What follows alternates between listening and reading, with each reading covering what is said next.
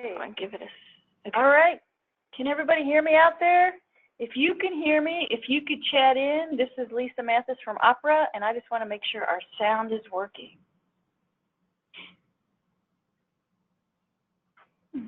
Oh, great. Okay. All right. Great. We're just going to wait just like one more minute to see if a few more join. Great. Yeah, so if you have any questions as we go, you'll just type them in the chat box, and Christine will let me know. She's keeping an eye on the chat box for me because she's my awesome coworker. So at least I can see them on the screen too. So yeah, give her credit. But I'll get distracted. So you get too excited. We've only got 4 of you on right now, so we're just going to see if a couple more people join. We got 3. Oh, 3, because one of them is us. Yeah. So it might be a real casual thing, and that might be okay. Maybe that'll work out better.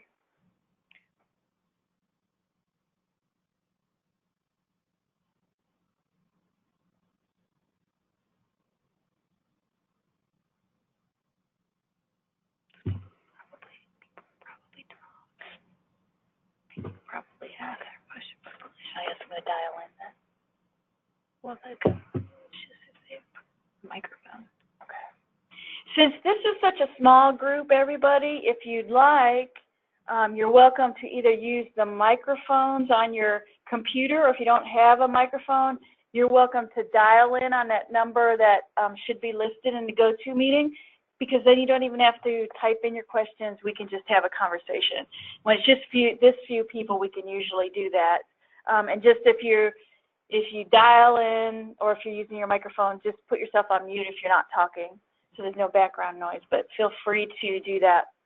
So we're going to go ahead and get started, and I thought we just would do a quick summary of this guidance that DODD has recently put out, and then we will look at what it means, why they did it, and how you might, some strategies that you might come into compliance with the guidance if it's even an issue for you. So let's get started. Here, let me. Okay, now try that. There we go. Okay. All right. Oh, now I can't. Yeah, I can't. Okay. Sorry. Hold on 1 second. Christine's got to fix one little thing here. Just or if you just move it over. Yeah. Out. Oh, Lord. Why can't I make that? Well, scoot over just a little more. Well, I'm trying to make it a little smaller, but it's not. What the heck? We've got a little technical difficulty here. She's working through it. So sorry. It's all good. I won't. Yikes. Okay. Okay, perfect. Yeah, that's good. Okay. All right. So one of the things that this guidance notes is that an individual cannot receive payment or wages while receiving adult day support. You might wonder why DODD is throwing this out there now. CMS does state that day habilitation may not provide for payment of services that are vocational in nature, and then they give the example of for the primary purpose of producing goods or performing services. So that would be the reason why they are stating that. It's just they just want to have a correlation between what Ohio is doing and what CMS is saying on a federal level. So a question that I've heard so far from providers is, well, what can we do if our organization is paying individuals while they're receiving ADS services? What options do you have? So I just threw out some options here that I thought of. You might think of other options, which is why the last bullet is question marks. But so you might want to consider encouraging individuals and or their families and guardians to enter SSAs. I guess you'd include the whole team to change to vocational habilitation so that they can continue to get paid. And we'll talk about some more strategies for that later on. And then you could consider not billing Medicaid while the individual is earning a wage. I don't know if that's the best option, but it's certainly an option that I've heard some providers talk about. You can also consider eliminating paid opportunities at your organization, and if people want to earn a wage, they can use a different organization, receive services for that, for vocab from a different organization. That's probably the least preferable, I think, out of those three, but it depends on your organization. And like I said, there might be other options that you could pick. Oh, if I can get this to work, let's see. Oh, there we go. Okay, so this is a common thing I'm hearing. So, but the individuals we support don't want jobs in the community. So that could be true, but you've got some wiggle room here. So remember that vocational habilitation, it says right in the rule, it's expected to advance someone on his or her path to community employment. So they might say today that they don't want to get a job in the community, but they're saying they do want that money, they want to work. So that gives you some wiggle room to say, well, they might be on place 4 on the path to employment, and let's go over these places here real quick. So just as a reminder, place 1 on the path to employment is they're employed but need support for job stabilization, job improvement, or career advancement. Place 2 is that they want a job but need support to obtain employment or identify career options and employment opportunities. Place 3 is that they're unsure about community employment and need support to identify career options and employment opportunities, and maybe need some benefits counseling to look at the economic impact. Place 4, which is where you probably are struggling the most, are those individuals who are like, I don't want to work in a community, and these individuals need support to learn more about careers and employment opportunities and the economic impact for the individual. So they're probably on place 3 or 4, and we're going to give some examples of how that might look for that individual when it comes to their outcomes and then the action steps to get to those outcomes. Let's see, another question, though, that I've heard providers before we look at those actual outcomes are, besides actual work, what can we work on while billing vocational habilitation? Now, I put this in there because some of you are probably thinking, oh, gosh, if I do switch people to vocab while they're working, now I can't bill the daily rate because they're flowing in and out of vocab and ADS, and you can't use a daily rate if they do that, right? And if they're floating in and out of that during the same day. So you could do this in different ways. You might say all the paid work is only on 1 day a week or 2 days a week, and that's what you do all day. So you're billing vocab the entire day.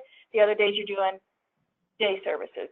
Or you can just put that person in vocab all the time, because as we look through this, you'll see that vocab is actually, a lot of things you work on in vocab are very similar to what you can work in DayHab. So there, I think there's ways you can work this. It's just a matter about how creative you can be. So these are some things listed right as a rule that you can teach, you can work on during vocab.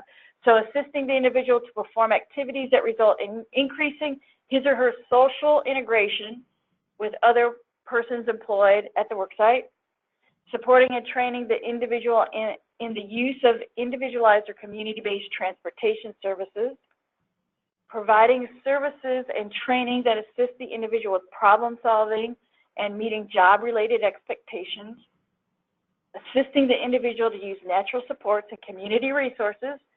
So this should be kind of sounding like maybe some stuff that you kind of do in ADS so far, but there's more.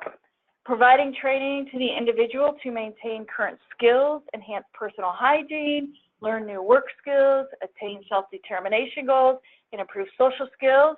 Boy, there's a lot of ADS crossover there.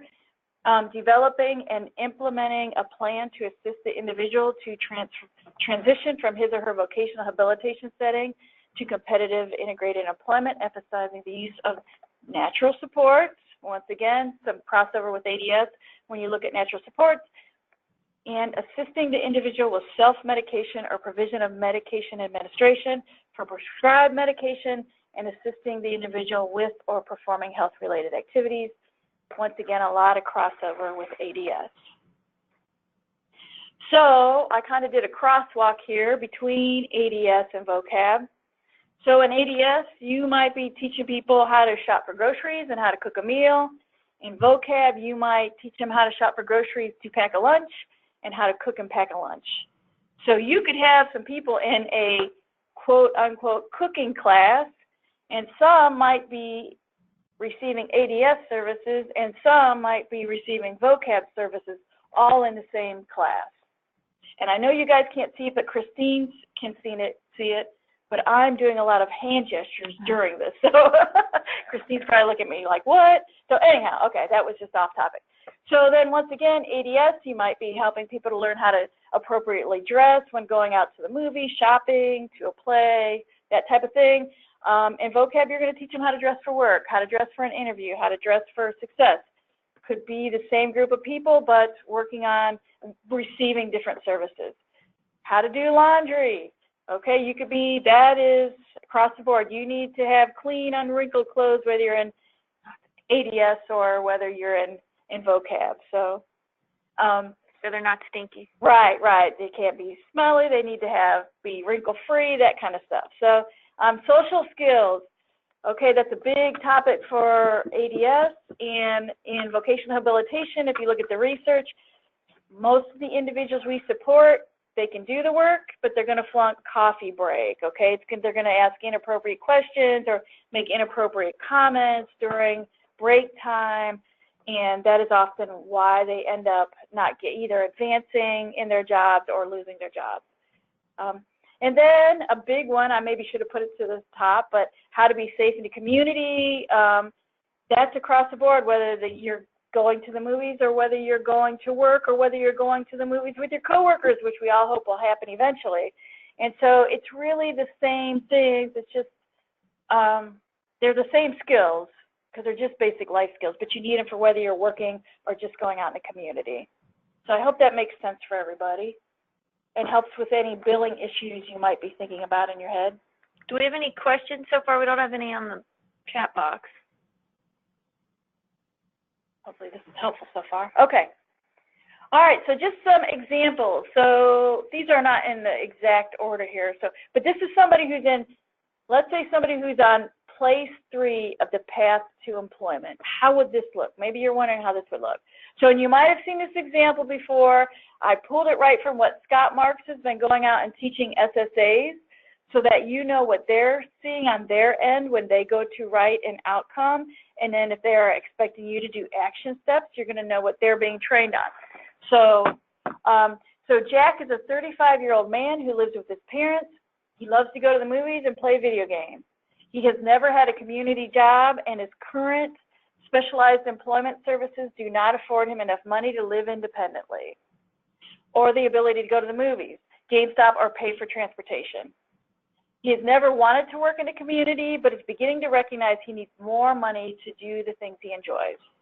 All right? So he's on path 3, or on place 3 on the path to employment.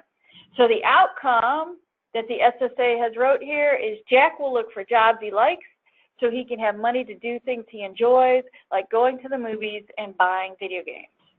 Okay, so there's the outcome. So let's see how we're going to make that happen for Jack. Hey, Lisa. Okay. Yeah. Hey, this is Melissa. How are you?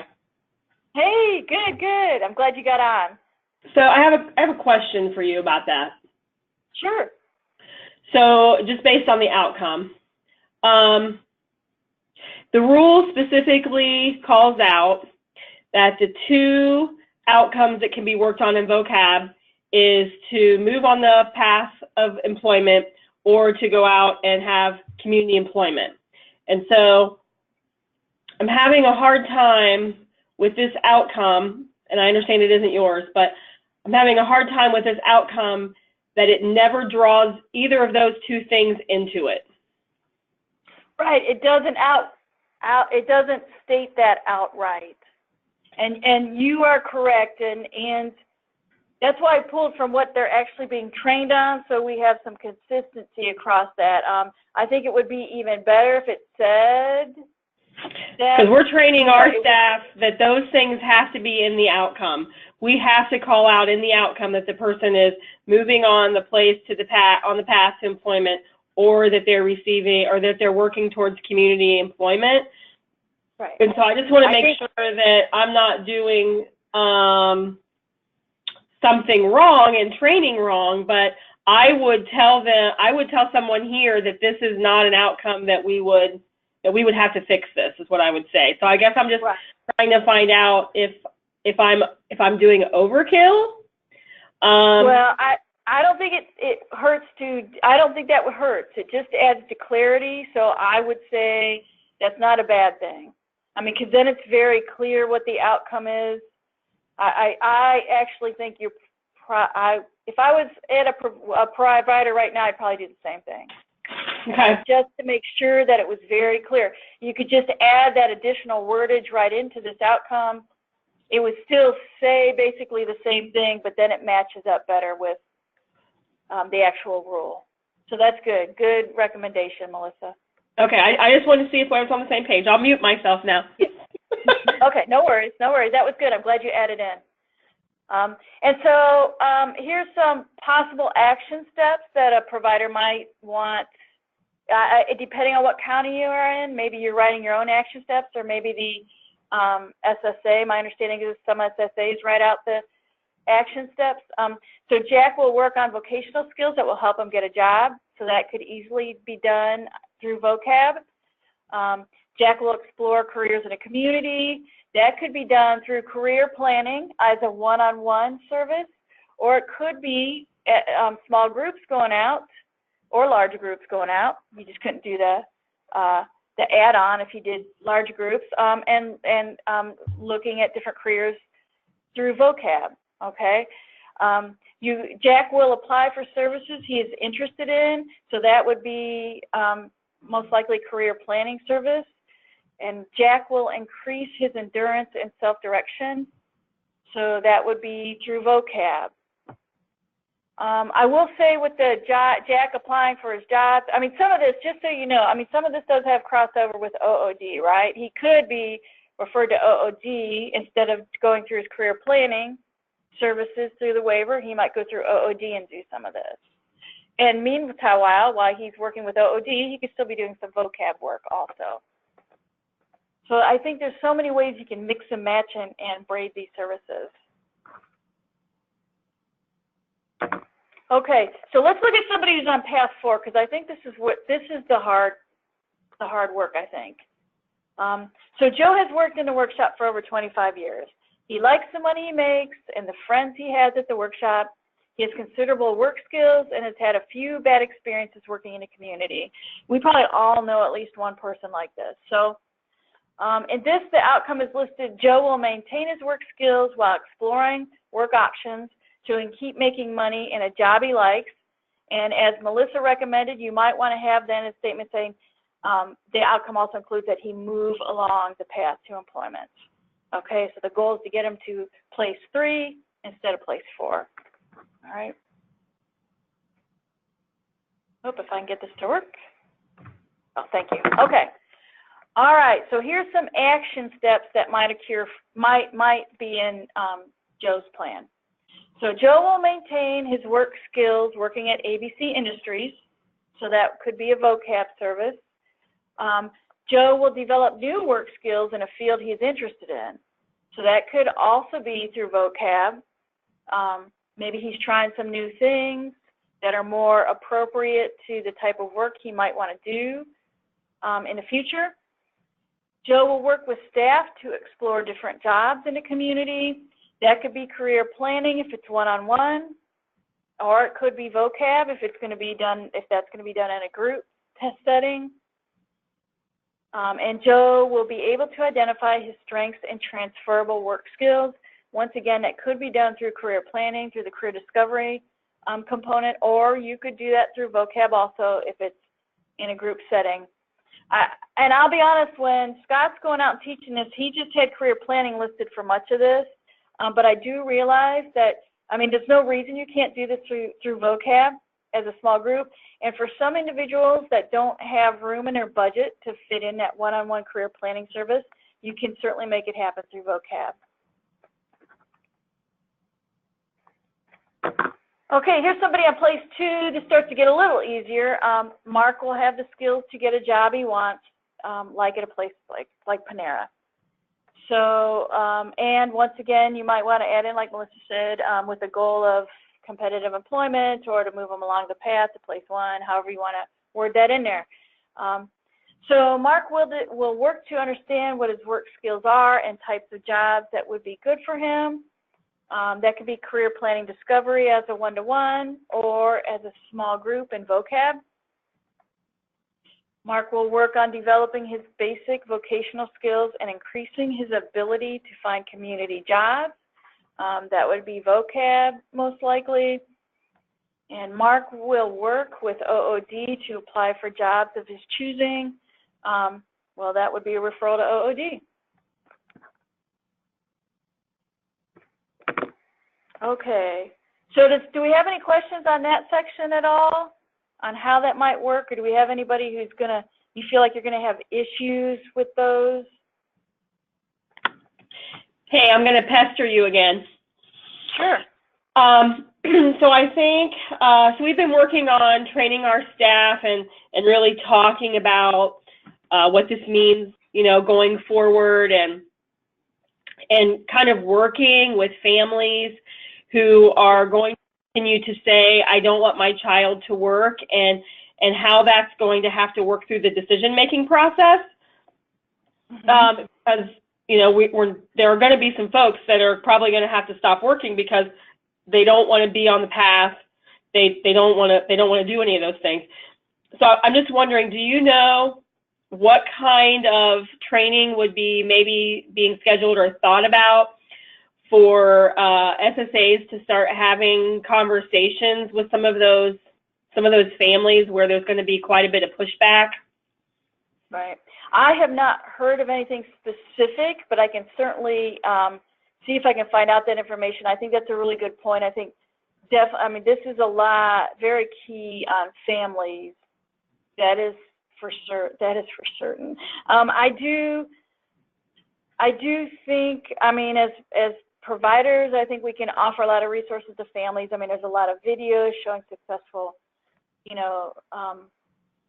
people being successful at employment. I think maybe, and tell me if I'm wrong, but I think maybe some of the families that will push back the hardest will be because individuals did have jobs in the community, something went really bad, and they're afraid to try it again.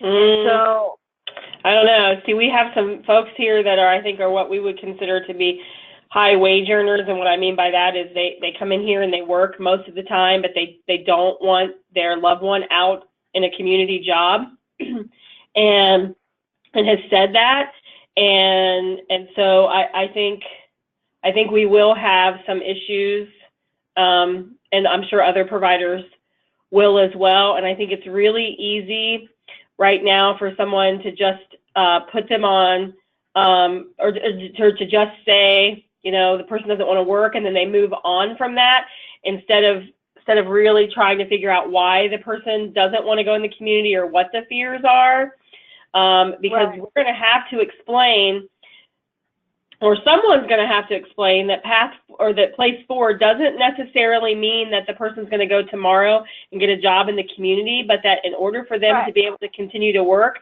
we've got to at least have a minimum of the person being on place 4 that we can work with some vocab. So I think that that's a piece of this, Lisa, that if it gets left out, I think it's going to be really hard for providers to sit at meetings. They're going to have to push back and say, we can't serve this person this way. Right. So I just kind of wonder how that's going to work. Well, and we can certainly, I can reach out and see what SSAs are, what county boards plan to do, what DODD plans to do. Part of me says we need to really concentrate then on what providers plan to do about this, because we can ask DODD and county boards to do something, but we can't make them do anything. And so we can only control what we do, and that's just maybe my whole philosophy on life. And so I think providers would be wise to be having these conversations. A lot of times that comes down to families' fear of the safety of the individual out in a community. And so then, and that is exactly what it's all about, right? So if they have fears, I'd be saying, well, what exactly are your fears? Let's make a plan of training for the individual. Like, what is it going to take? Like, are you afraid that they're going to be getting in a car with a stranger? Then let's put in some kind of training in place, or, that kind of simple, I'm making it simple for this example. But So maybe in the plan to help them move them along the path.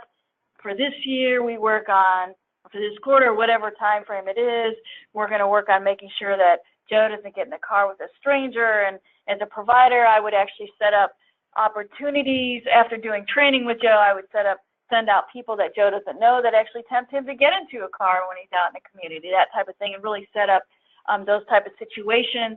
We had one provider on the east side of the state who actually got to the point where to reassure families that they really had gotten this individual safe enough to walk down the street by himself and go buy lunch at a local food stand, they got permissions from the guardians and the individual served to videotape them. Staff stood back and videotaped that person, that individual walking down the street, getting his food, and then walking back. And that reassured the family. Once they saw the videotape of what their family member could do, it reassured the family, and then they were okay with it. So I think we're going to have to be real creative and take steps like that.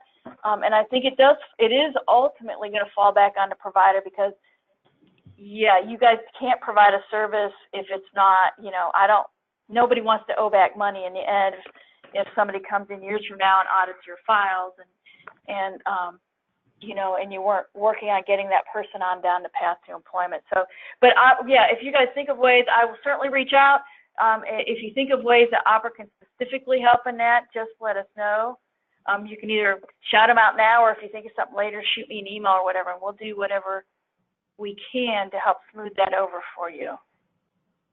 Is that helpful at all?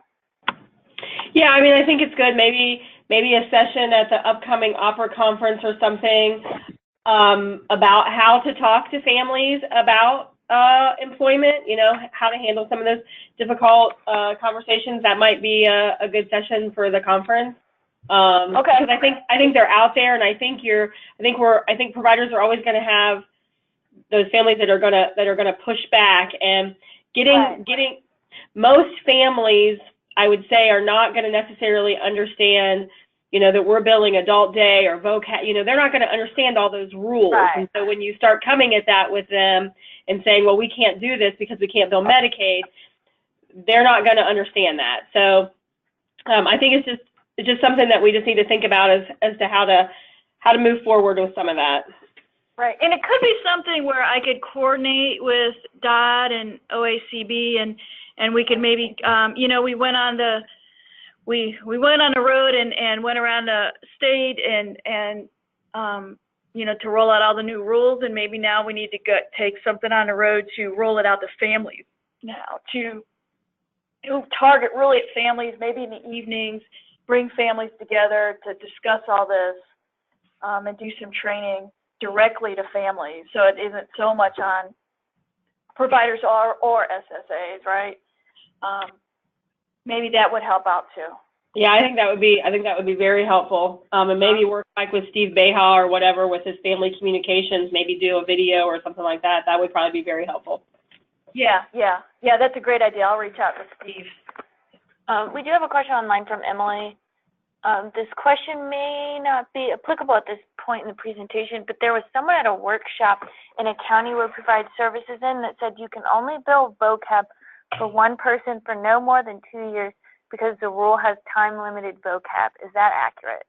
So that's not entirely accurate. So it is time-limited, but it's different for each person. That's why DODD did not put an actual time frame in there, because one person might get a job in a week, another person, the reality is they may never achieve community employment for whatever reason. Maybe their health gets worse, or maybe they have health needs we just can't even support in the community yet.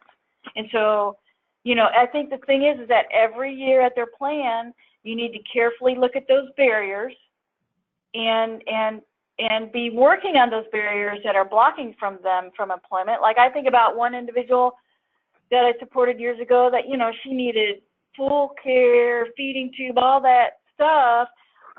She would probably sit in vocab for a long time because we just don't, I don't know if the resources, the supports, the funding and all that would be there for her to really get a job in the community yet. But I wasn't going to be the one that said you can't go out in the community and ever work, because I don't know, as we advance with medicine, as we advance with technology and everything, it could be by, you know, sometime in her lifetime, she can get out in the community and work a job. So, you know, I think that's the thing to know, that some people are going to have this as a goal. Some people are never going to achieve it. Some people are going to achieve it quickly. Some people are going to take a year. Some might take 5. It's individually based. There is nothing that says someone can only be in 2 years. It's just the longer someone sits in vocab, the more you have to make sure that you've justified why they're still there. You've outlined the barriers to employment and how you are trying to mitigate those barriers. Hopefully that clears that up for you. And if you are in a county, city in a county that's pushing back on you on that, please let us know. And we just got to communicate with the county. They probably just misunderstand. Because I've heard other rumors that there's some county boards that are saying they can only be in vocab for 90 days. And I don't think that's, I think they're saying that maybe they're going to look at goals or outcomes quarterly maybe. And that's a good, I think probably if people are working on outcomes and action steps and are not making any progress, it's good to look at them quarterly. But that doesn't mean they can't stay in there longer than 90 days. So Emily says that was helpful. okay, good. All right, so if there's nothing else on this right now, we're going to go ahead and move on to the guidance part that went over inducement and gifts. So the guidance, summary of the guidance is that providers cannot give gifts to individuals receiving Medicaid services from them. They can't give them money or items having a retail value of more than $15 per item or $75 in aggregate per person. And sorry, I've got that worded kind of awkwardly there. So why is God saying this? Well, because the Social Security Act makes it illegal to offer valuable gifts or remuneration to Medicaid beneficiaries to influence their choice of Medicaid providers.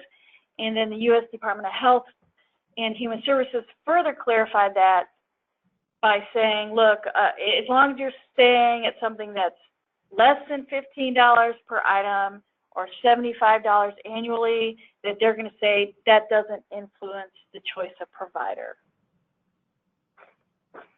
So I've got, let's see, let me get to the next slide. Oh, do we got a question? Go ahead. No. Okay. Did it go? Oh, here we go. Okay. All right, so these are some examples of gifts that may be interpreted as inducements. So maybe you're providing cash or gift cards to individuals served. Whoops, I think we skipped something here. Wait a minute. Maybe?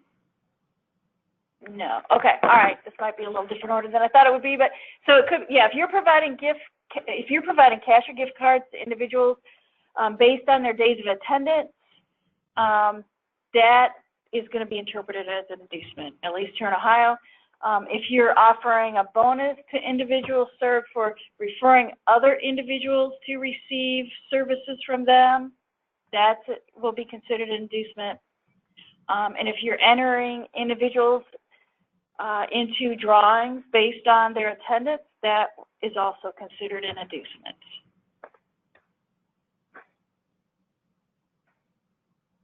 Let's see, so here's a frequently asked question. I've heard this across the state now, so an example one.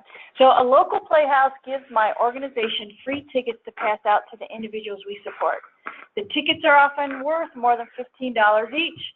Does this mean we can no longer give out playhouse tickets? Well, yeah, it does mean you can't give out those tickets, but probably the best way, and probably the way we should have been doing it anyhow, is that you might want to consider encouraging the employees of the playhouse to give the tickets directly to the individuals you support. So don't be the middleman anymore.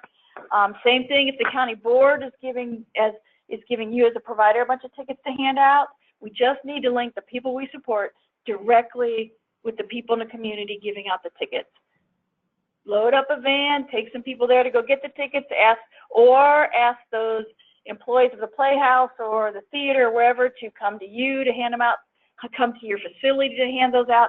Just don't be the middleman. Just let the people receive it directly. Hopefully that makes sense.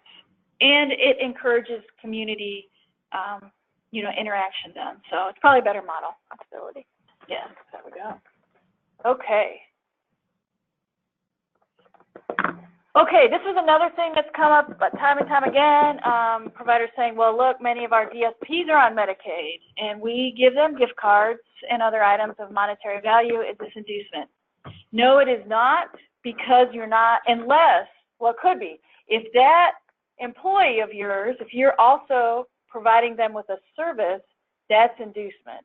But if they are not receiving any services from you, then that is not considered an inducement.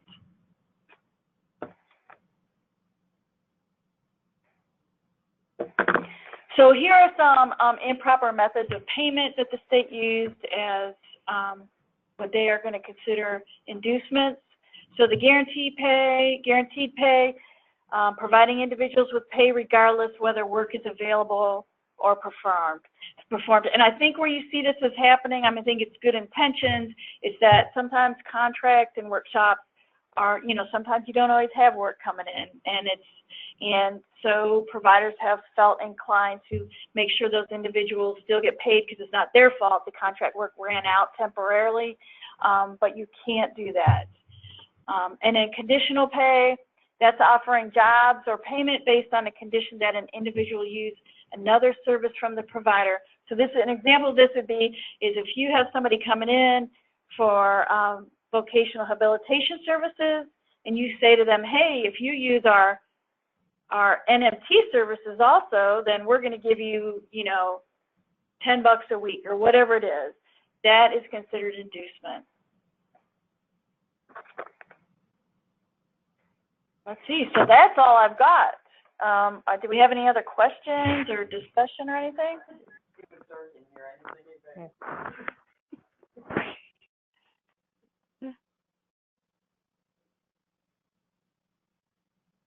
No? All right, well, you know, if you think of anything in the future, please just reach out to me, let me know, and we'll get your questions answered. I will definitely work on these suggestions you gave during this. This was very helpful, and we'll see what we can do here at the OPRA office to kind of smooth this over a little bit for you. And I will tell you that I was in a meeting earlier today with Stacy Collins. There will be some further guidance coming out, and I'm just going to give you a heads up on some of it because I think this might impact a lot of providers. So there does seem to be a rule out there saying that it seems that you cannot provide vocational habilitation services to someone who is at or above 50% productivity or at or above 50% of minimum wage. Now we're looking into this real closely. We'll make sure to bring Voorhees in on this also. But my gut feel is that this is correct because I know my experience in Arkansas that for the 13 years I was there, that was very well enforced in Arkansas during that entire time. So this is not a new rule. It's something that Ohio hasn't looked at before, but it's been sitting out there. That doesn't mean anyone's going to enforce it anytime soon, but I think all providers need to know about it. So that guidance will be coming out from DODD. I'll keep you updated on that. Lisa, can you repeat that one more time? Yeah. Yeah, so there's there's a rule, a federal rule out there saying that, now I haven't read it myself yet, so I've still got to look it up. I'm working on that later this afternoon. There's a federal rule out there that says CMS money you can't bill vocab for an individual who is at 50% productivity, 50% or more, or is making 50% or more of minimum wage. So, and what's going to be hard about this is I've stood on this for a while saying, look, don't employ the people you support. That's probably the safest way to go. But I know that's not where everyone's at. But I think that's where providers want to go in the future. Right.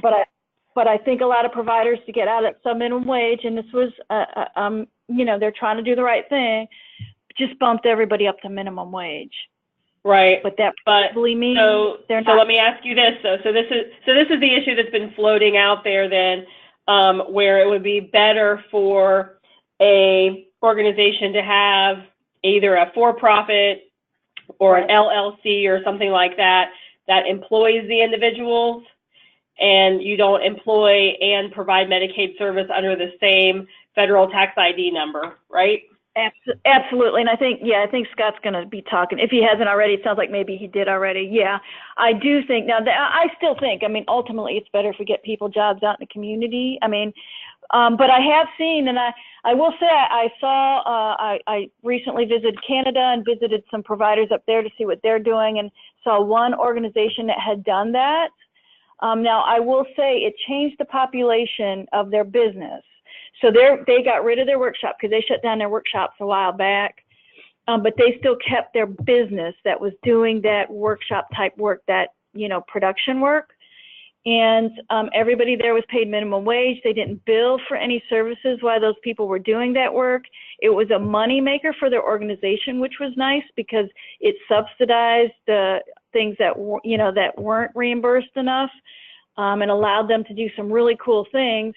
But those individuals who worked there, they all had disabilities, but I will tell you they were not what you would normally see in a workshop right now. They were higher producers because this was a business that needed to make money. There was no, you know, Medicaid money to help keep it going. So there was mostly people who were had mental illness issues, not necessarily IDD, and had full physical capacity and cognitive capacity on them. You know, they probably had they were probably not, if they were maybe borderline ID, not less than that, just from my feel of interacting with those individuals.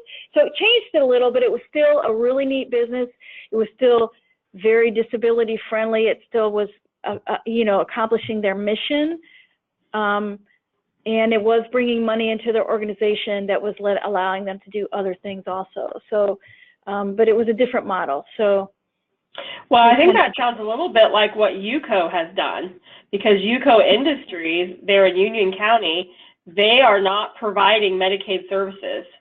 So they're employing individuals, but they're not providing Medicaid services. Another provider is actually coming in and providing the Medicaid services. So yeah. So that could, you know, that's a real live way, I think, to do it. So yeah, I think there'll be more organizations making that change. But now, like I said, we're still looking at that rule, and the guidance will come out. Maybe we'll find that we don't have to follow that, but I think we probably do.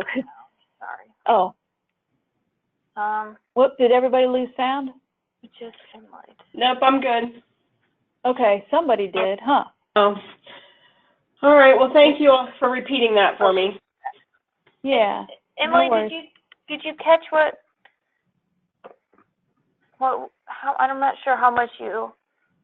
Can you hear us now, Emily? Yeah, she said it came back. Oh, okay. Okay.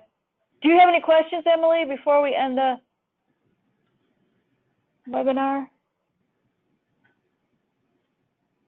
Okay. 45 seconds. Oh, okay. Okay, good. All right, well, once again, just let us know if you think of anything else.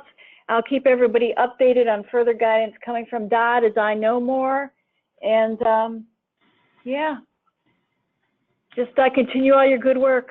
And I know this is a hard time, but I know you guys can all get through it. So just let us know how we can help, though. All right, thank you. Thanks, Lisa. Bye.